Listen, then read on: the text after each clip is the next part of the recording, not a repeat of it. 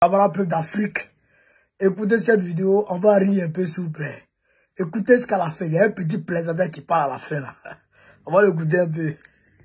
Moscou, pour le moment, n'a pas réagi. Ce n'est pas la première fois qu'on constate ce genre de tension militaire entre la France et la Russie. Oui, on se souvient de ce qui s'était passé il y a moins d'un an en mer Noire cette fois-ci, lorsqu'un avion de renseignement français avait été menacé de destruction par une tour de contrôle militaire russe.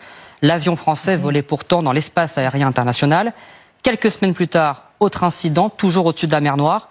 3 avions militaires français, cette fois, avaient été interceptés par un Sukhoi russe qui leur avait sommé de quitter la zone immédiatement.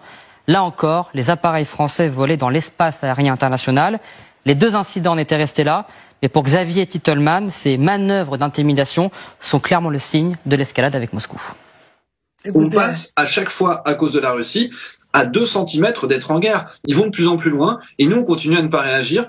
Je ne sais pas quelles sont les rétorsions diplomatiques, mais militairement, il est clair qu'il faut leur dire que la prochaine fois qu'ils éclairent un avion de cette manière-là, c'est-à-dire un acte de guerre, d'interception qui est juste, on vous tire dessus, il faut qu'ils sachent que la prochaine fois, nous aussi, on est capable de leur répondre. Merci. Merci beaucoup, Quentin, pour...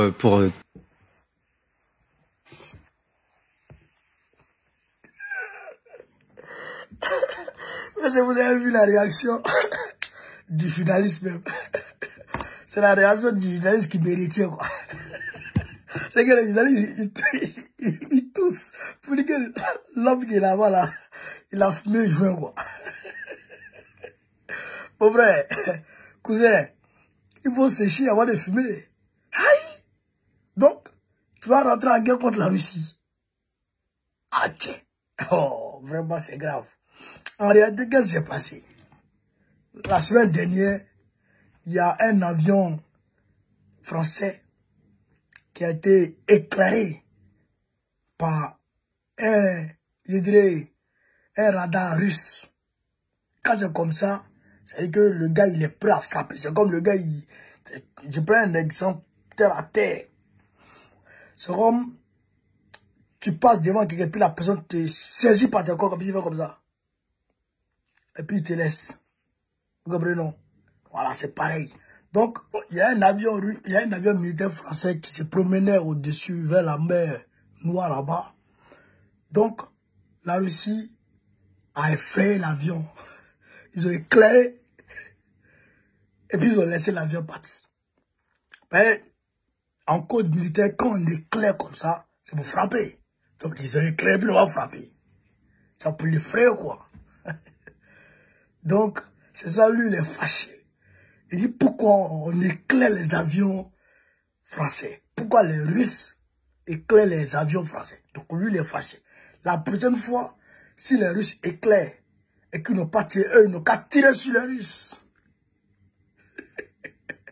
Là, il a fumé, il ne sait pas ce qu'il a fumé. Aïe!